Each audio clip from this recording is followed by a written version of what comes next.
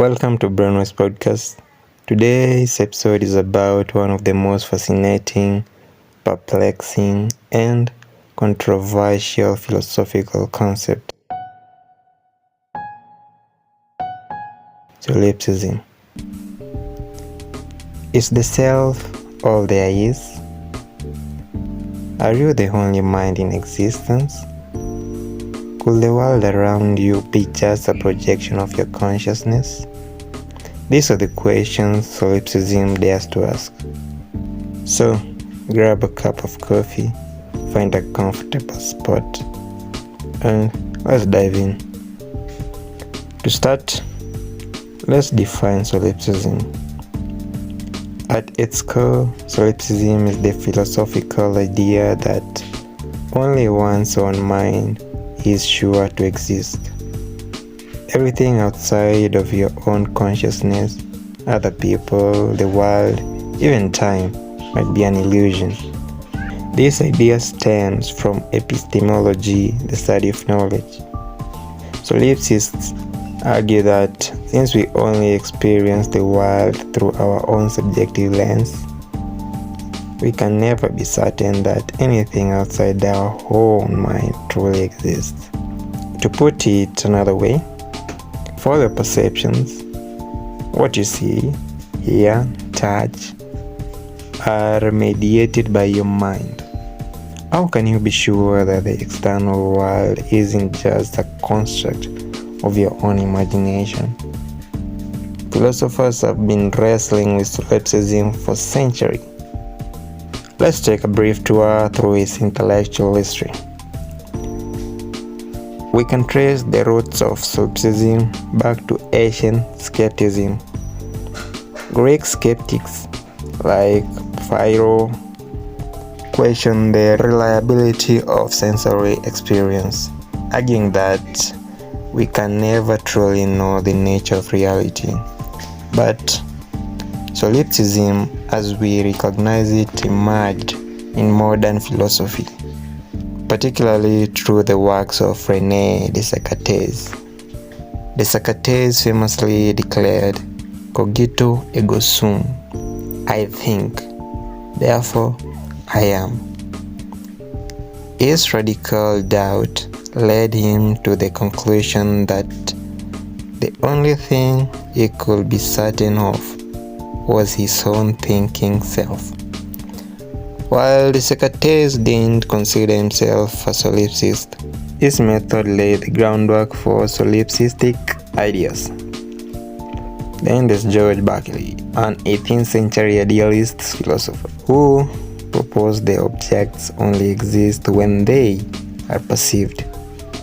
Although Berkeley believed in God as the eternal perceiver, his idea flirted with solipsism by emphasizing the subjective nature of existence.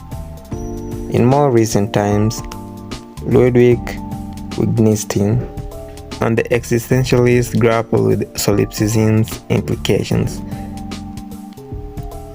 Wittgenstein, for instance, argued that language and shared experiences suggest a communal reality, but he acknowledged the deep subjective isolation in all faiths.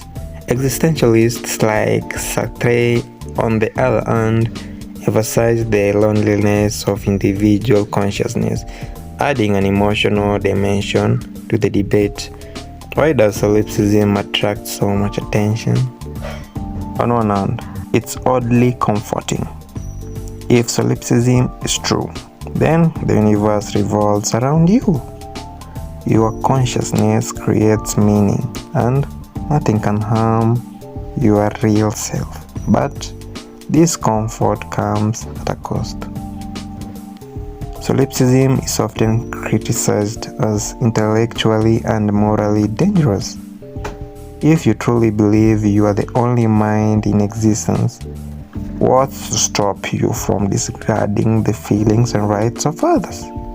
Why care about relationships, ethics, or the environment if they are just figment of your imagination? This extreme individualism can lead to alienation, Solipsism challenges us to grapple with loneliness on a profound level. If no one else truly exists, what's the point of love, friendship, or communication? These are the questions that haunt solipsism adherents. Now, let's shift gears and look at solipsism through the lens of a modern science. Neuroscience and psychology reveal just how subjective our experience of reality is. Our brains construct the world based on sensory input, but they are also prone to errors, biases, and hallucinations.